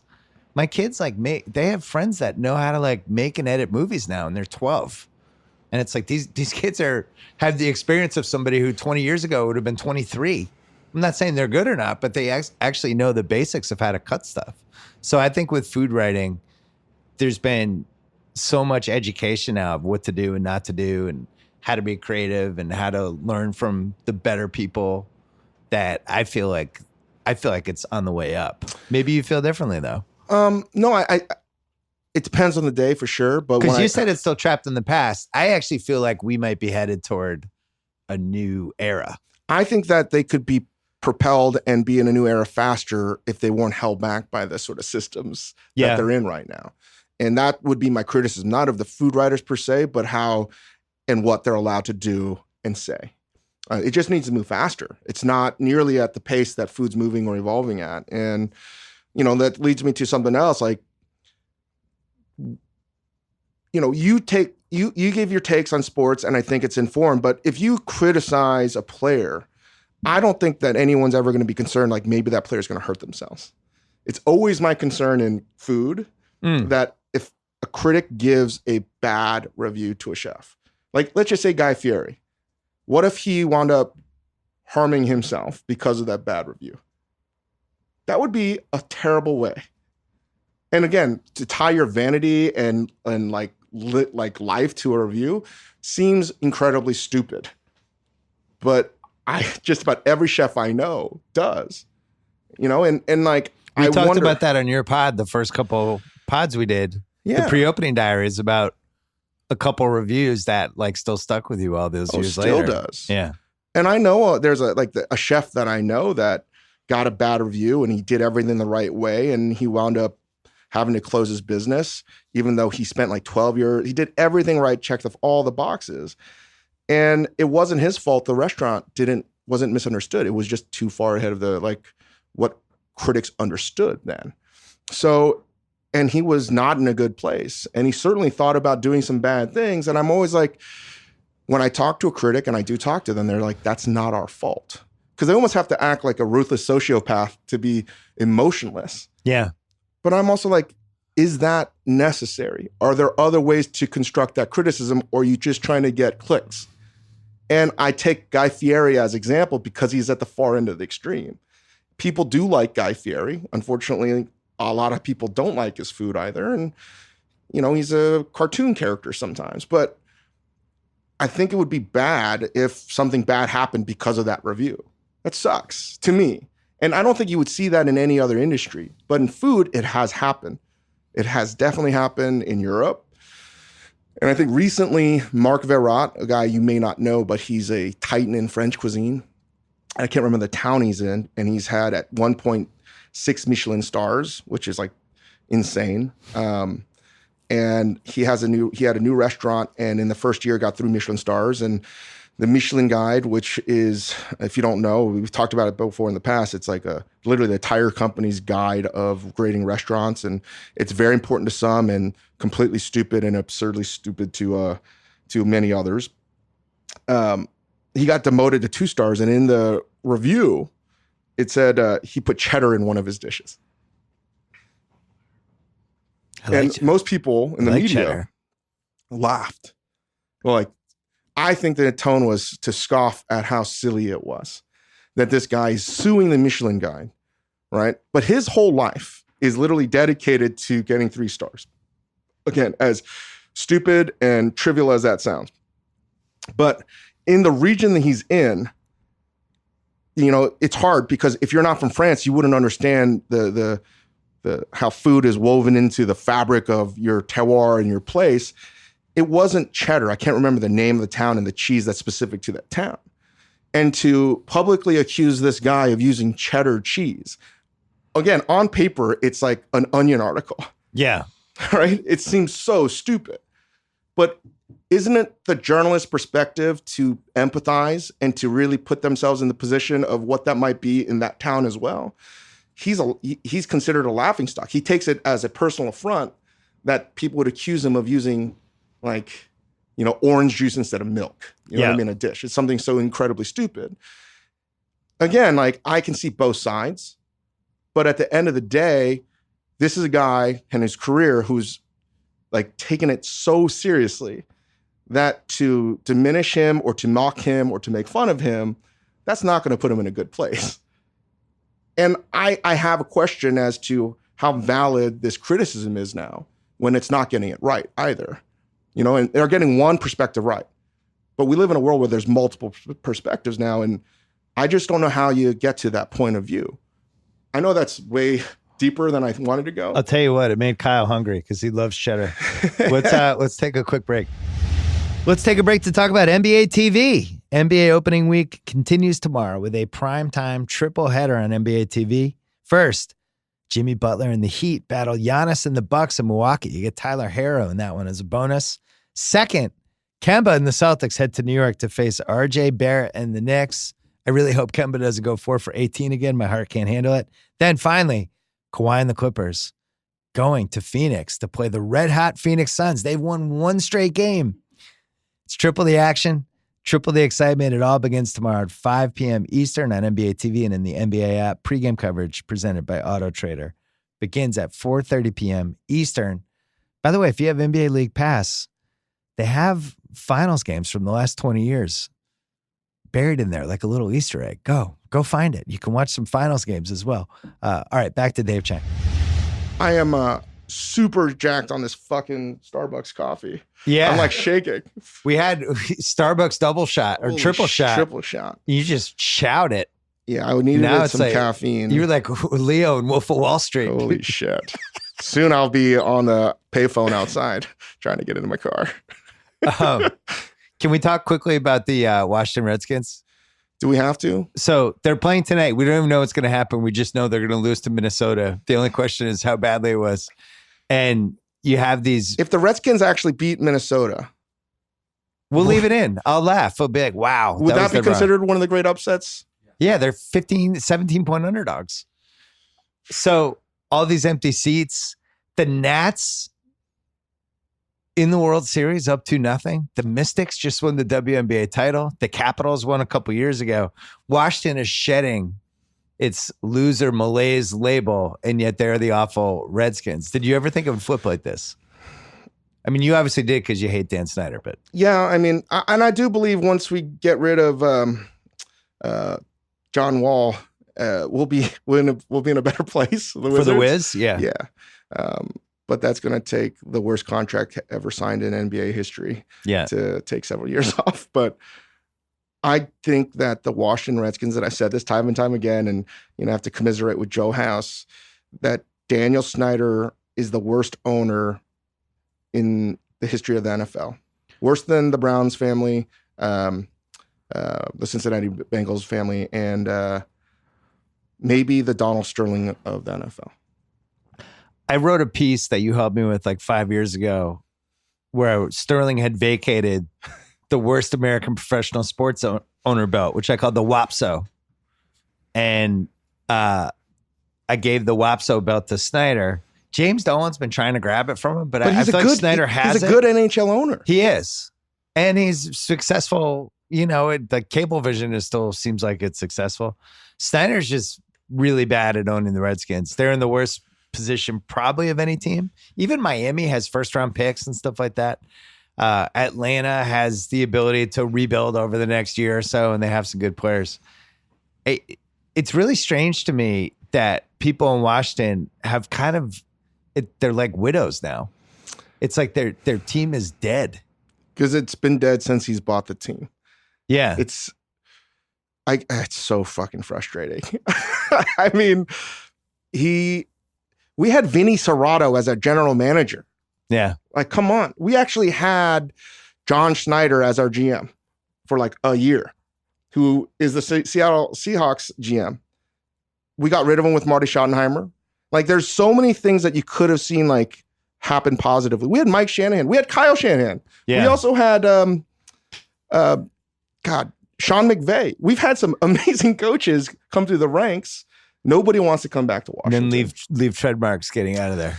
And I felt this way when I decided to do that like mock Kickstarter campaign to buy the Redskins and to give it back to the town, great. Like the Green Bay Packers. And I still maintain when I talk to people that root for the Washington football team that if you are a true fan, you will root against them. Well, what's in it for Snyder at this point? To Money. just be completely he makes a lot of money on it. But just sell it though. He can have even more money. Problem is he's a hardcore fan. Yeah. Think he feels bad though? I don't know. I think you need to put together a conglomerate of rich Asians and try to put together the first Asian sports ownership block. I don't know. And then make that part of the play. He's never going to sell. He's only like 51. People forget he bought the team when he was like 34. And you brought up the question, does he feel bad? Can someone that doesn't feel guilt feel bad? I don't think so. Well, remember when I wrote the column, I did all the math because he was like 46 when I wrote it. It's like he could be 79. That's 33 years from now. He might still own the team. That's the year 2049 or whatever it was. How bad? Oh, man. Here's the problem. What happens if he turns it around? What happens if he sees the light and he becomes a great owner? I don't think it's going to happen. I think when you failed for this long, it's not an accident after a while. He just doesn't seem to understand anything about what it would take. And he seems to have a really, really bad hiring picker, which matters, in my opinion. Like, this is the problem with James Dolan. He might be a good businessman. He just doesn't know how to hire people. Bruce Allen is a horrible GM. And he's still there. I hate the fact that you have Bill Belichick. I love it. I mean, I love him, but like, God, my life would be so much better, maybe 20% better if the Redskins were a 10th as solid as the New England Patriots. There was this clip online this week because Belichick had casually mentioned that Odell Beckham was going to be pretty bored on Sunday in the Cleveland game. Because what he does is if the other team's best receiver, he just double teams them. He takes them out. And then he puts his best cornerback on the team's second best receiver. He uses two guys to shut out the other one. So this clip circulated of Chad Ochocinco Johnson when he was good. And it's before the game, and Belichick goes up to him and they have this handshake. And he's like, "You're going to be pretty bored today, Chad." And he's like, "What do you mean?" He's like, "I'm doubling you. You're not getting the ball." And he's like, "What do you mean? Really?" He's like, "Yeah, you're going to have a bad day. I'm sorry." And he's like, Are you messing with me right now? It's like, "No, we're doubling you. You're not going to catch the ball today." And he walked away. And Chad was like, "What the hell just happened?" He was like, he got hit by a car. And guess what? He probably didn't catch the ball that game. That's what they're going to do to Odell. He's just smarter than everybody else. I think he wants Brady to leave. I think at this point, what happens if Brady leaves? What do you there's feel? all this Brady stuff now about how he sold his house. Alex Guerrero, the witch doctor, sold his house. They the Schefter like move markets like by talking about that on TV? This is people in Massachusetts knew about this already because he put his house for sale a while ago. Once he did that raised the red flags. But he's gonna be 43 next year. What team would sign him? He's gonna be 43. What team would sign him? Let's just say he leaves the Pats. Who would he go to? But I think he's gonna. I think he would retire over. What team needs a QB that is pretty good? Well, it would have to be a big enough city for him, right? Like he can't go to Tennessee. He would have to go to like Los Angeles or Chicago or, a big metropolitan city to get lost in. We should start that right now. Chicago Bears? Chicago Bears going to sign Tom Brady Michigan next guy. year. Michigan guy. Well, that's the other thing. Maybe he's going to be the new Michigan. Coming home. You can play that song. Stu Gatz. I did Stu Gatz's podcast. He threw this one out. Michigan coach. Ooh. Because player coach. Michigan college football coach. Yeah. He's a 6-year of eligibility. But yeah, it does feel like the Brady Belichick thing's coming in. And what's crazy is it's been 20 years of my life. It's like how the opposite with Dan Snyder. It's been 20 terrible years of your life. When we got Brady and Belichick together, I was still living in Boston. I wasn't even married yet. Kyle was like 5. Oh, come on. We've had the worst. Do you want to hear the quarterbacks. greatest Kyle story when he was a kid? I would love all Kyle shit. stories. I just started dating my wife and we went to her house for Thanksgiving. And Kyle was like, he had to have been like 7 or 8. And it was one of those million family members around. Kyle did something that made his dad mad. And we walked by it, and Kyle was sitting on the stairs. His dad was kind of talking to him, yelling at him, reasoning with him. And he's like, "You're going to stay here until you have an answer for what you did." And Kyle goes, "But what if I don't have an answer? What if there's no answer?" And the dad goes, "You're just going to think about the answer." And he walked away. And Kyle was just on the stairs like, "I don't have an answer." And we joked about this for like 5 years after me and my wife. We'd be like, "I don't have an answer." And now he's producing this podcast. If that's not a heartwarming story, I don't know what is. Kyle, maybe he found the answer. Maybe Kyle can buy the Washington Redskins. Maybe he could. One day. There's hope for Kyle. Who's the worst owner in sports, in your opinion? Dan Snyder. Who's the worst owner in the NBA? The dude that owns the Suns, right? Robert Sarver. Dolan's probably second. At least Dolan spends money and, I think Sarver's worse. Why? What makes him so bad? Let's see. You've talked about it a lot.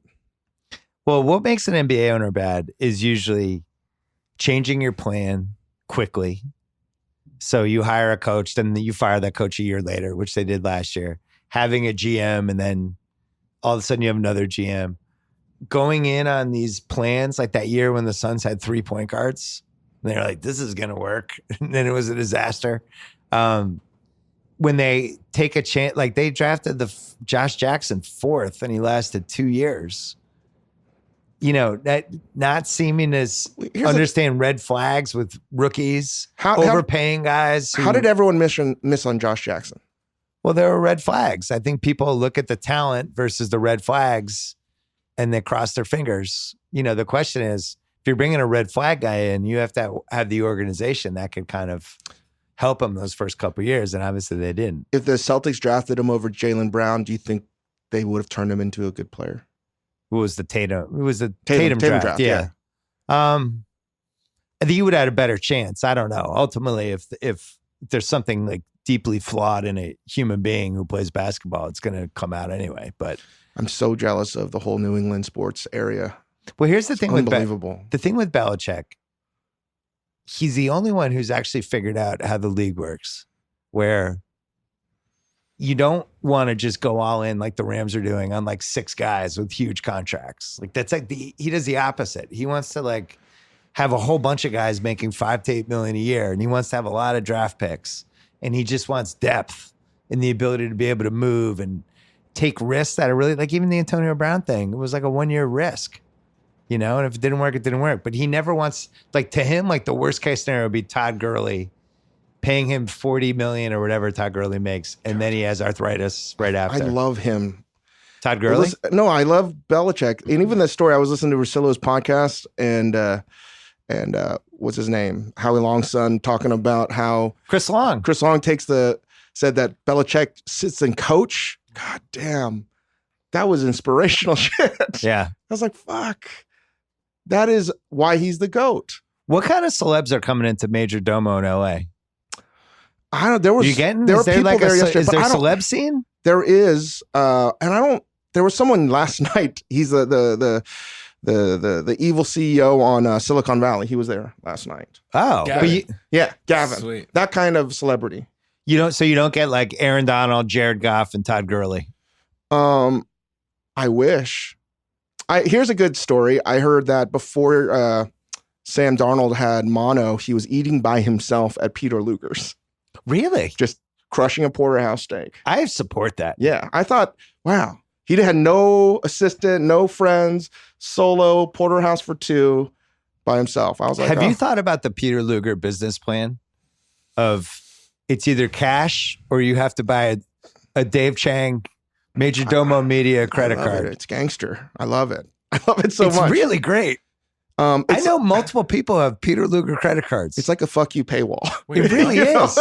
Yeah, Kyle, it's this restaurant. It's cash. Steak, right? It's so cash only or buy the Peter Luger credit card. You can pay with that. And that's it. They don't want your American Express, MasterCard.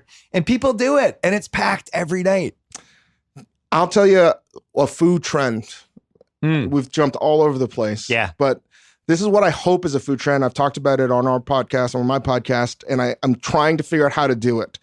So we talked about the sushi bro, but I feel that one of the things that you see happening in Japan at a lot of the top restaurants, because so many foreigners, particularly Americans, are such bad customers. They're loud, obnoxious, and rude. These restaurants that people want to eat at because like the best in whatever, sushi or ramen, not ramen, but like sushi, they're just not offering reservations anymore. They're done. You can't get a table. You have to be invited.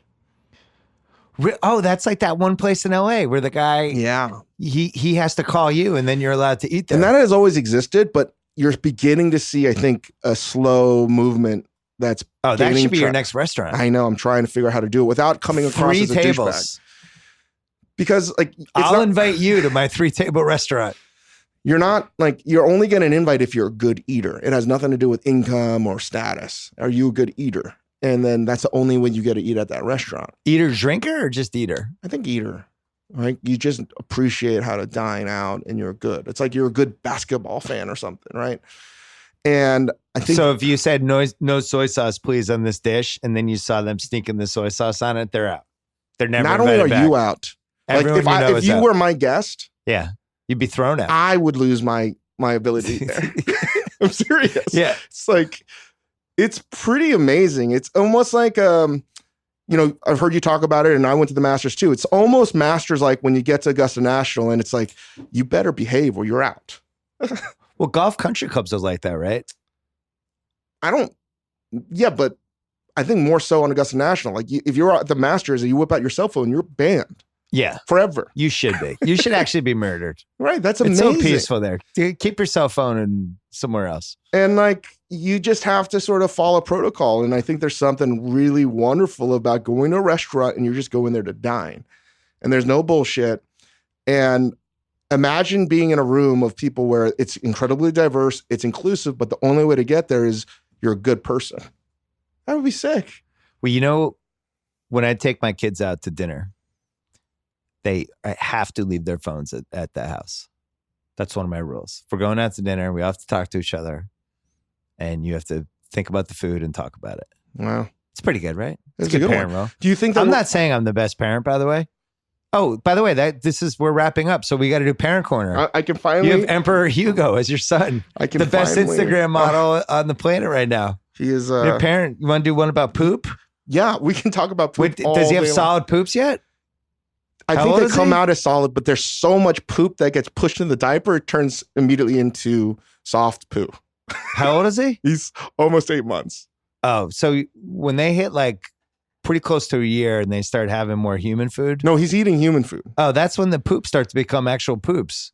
Yeah, but they're big poos. Really big. We were calculating his calories in the morning. Yeah. So right now he eats 4 ounces of yogurt and some like fruit puree, egg yolk, a hard-boiled egg yolk and some egg white, and then essentially half an avocado for breakfast. So It's crazy. so he's on like the same diets that people eat when they're about to film a superhero movie and they have to put on 35 pounds of muscle. Yeah, we calculated the calories. We're like, he ate more food than us, calorie-wise, for breakfast. Like, we have like a bowl of oatmeal or something, and he's just going to town. And then he has like 8 ounces of milk an hour later to go to bed. So the poos in the morning are just crazy. And I'm terrified if there's not a poo in the morning, because that means there's going to be something. A double poo Oh later. man, like, you hear about it, you see it on comedy shows or just these dad jokes, and now they're so much funnier. It's like when I watched When Harry Met Sally when I was like 12, and I was like, I don't know why people find this funny. And then now throughout, as I get older, like, oh, this is so good. And now I get every stupid dad joke possible and all the poop jokes because it's funny. It's real. It was so far away from me when we went through that. And I think you block a lot of it out, like it's traumatic. But like my son especially would just blow through diapers, and he's walking around and he's got poop, but like poop dripping down the side of his leg, and it's like you're in a war. You're just trying to clean up the soldier. It's really poo. It's everywhere. disgusting. It's really hard to describe. Again, I'm late to this game being a dad. I cannot believe how much poo gets all up his backside, down his legs. Up the back. That's another one. Oh man, I don't miss any of this. Like, and I'm now careful not to hold him just in case there is poo in the morning. You got to get him at the right angle so it doesn't like fall out of the diaper. The other weird thing is the sound of a baby crying, which you eventually just, for some reason, you just get used to. But then when they get older and they stop crying and you'll be on an airplane, you hear a baby crying, you get nostalgic for the pain of when your kids were like a nightmare. I can't explain it. It's very strange. I had my first travel night meltdown with Hugo on a plane. That's really And you became your worst nightmare. You become that guy. It's the worst. Yeah, the worst. Everyone fucking hates you. thing. It's the worst. You want to literally. I was thinking, if there was a parachute on my back, I would jump out of the fucking like James Bond. I just would get out. That was all I was thinking. I was like, how does this end? What happens? We had this when Zoe was like 15, 16 months. We were on a plane and it stopped on the runway. It didn't take off. And she was overtired and she wanted the plane to take off and it didn't. And she just lost it. And they hit a point when you look in their eyes and there's just nothing there. You're just you're staring into a black hole and their eyes are like, they're so tired from crying and they're looking through you. Everyone on the plane is it's the fucking worst. It's the worst. It was the worst probably 40 minutes of my life that weren't sports related.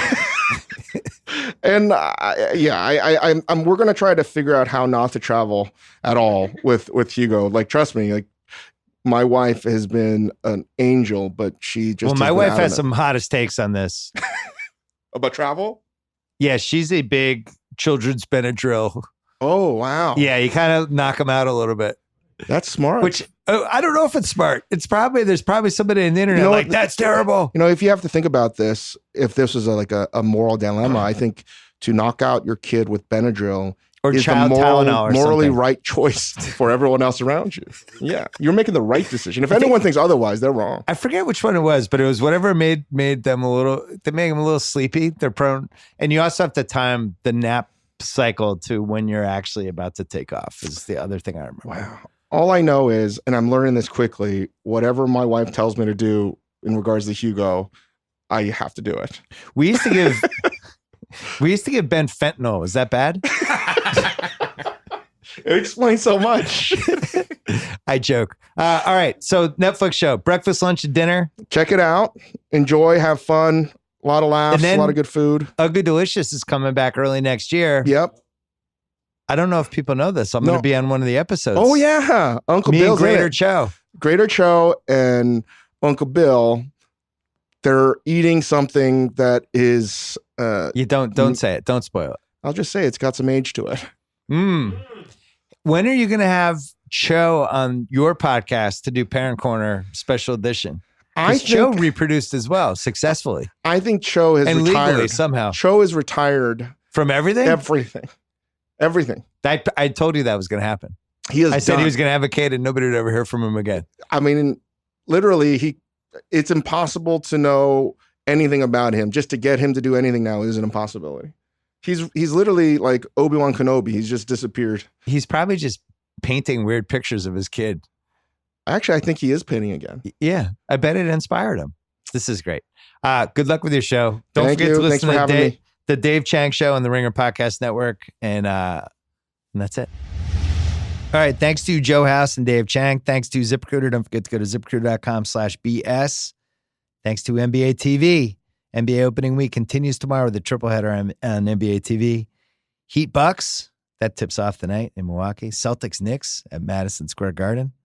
And then Clippers Suns capping the night off in Phoenix. Coverage begins at 5 p.m. Eastern on NBA TV and in the NBA app. I will be trying to watch as much of that as I possibly can. Enjoy the weekend. Back Sunday night with the Cuz. Until then.